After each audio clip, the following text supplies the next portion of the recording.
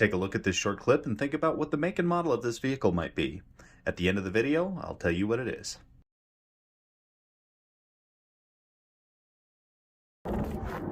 Hey, this is Gallagher. Today we're taking a look at a 1989 Toyota Celica GT. It's got a manual transmission, it's a hatchback, and it's pretty dope. Let's look at it. Sold from 1971 to 2006, the Toyota Celica had a proud and noteworthy career. Initially developed similar to the Mustang in that Toyota wanted to build a rear-wheel drive sports car on a high-volume sedan chassis, it was to be Toyota's sports car for the people. The first-generation Celica sold well, too, becoming Motor Trend's Car of the Year for 1974, 76, and 1977, though that's not always a difficult title to earn.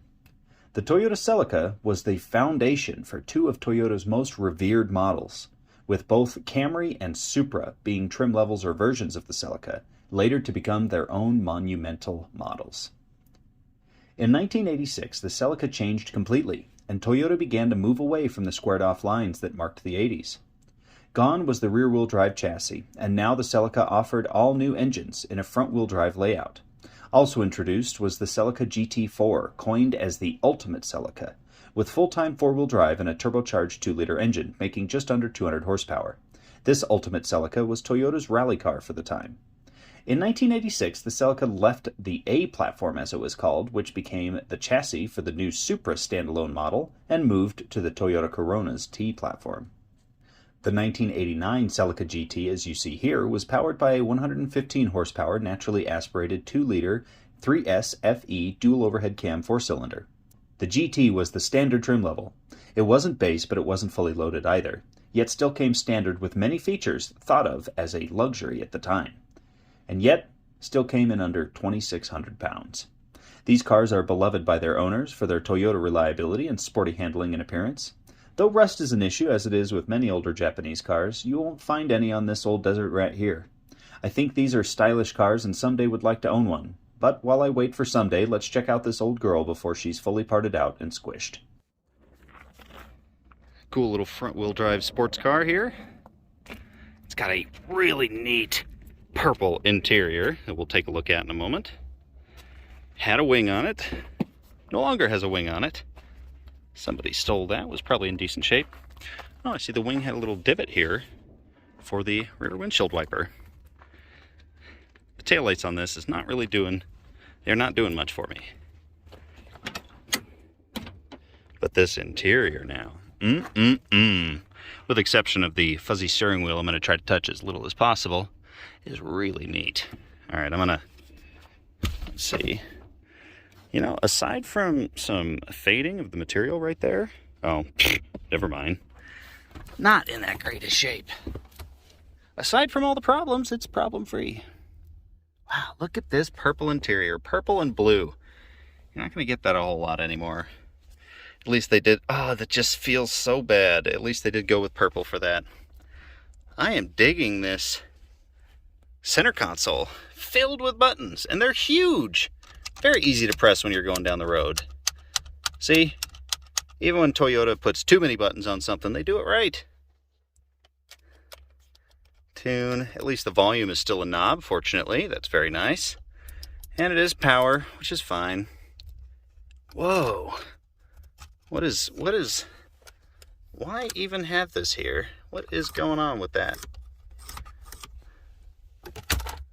That's the complete setup here. Gauge cluster has been taken. Does have cruise control. And this is before they put it on that stupid stock thing that I hate. Nice manual transmission with some play. Yeah, a fair bit.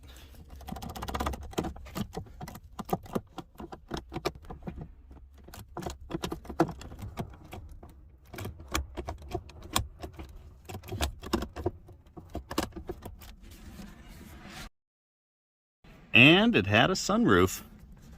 Unfortunately, the shade and everything is electric.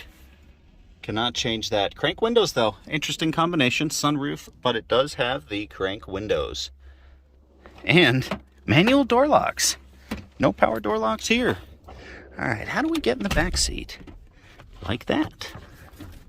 Still has the jack in it, along with some jumper cables. Apparently you can lock these seats down. Interesting. Can't immediately think of why you would need to do that. Pretty nifty little car though. Let's take a look under the hood. Imagine it's got something like a 1.4 or 1.6. Let me see here. Sort of prop it up here with one hand. There we go, that'll work. What does it have here? I do not know the conversion for that, unfortunately. Anyway, there it is. It's had the exhaust manifold taken off, giving us easy access to all sorts of gunk there on the engine. That didn't fare the heat too super well over there. EFI, back when that was a big deal. Looks somewhat like a pain to work on, especially if you've got to be over here.